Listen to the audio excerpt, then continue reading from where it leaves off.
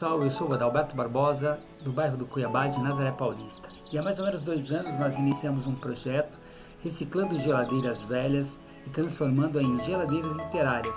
E nós estamos espalhando-as por pontos estratégicos onde nós possamos incentivar a leitura através desse projeto.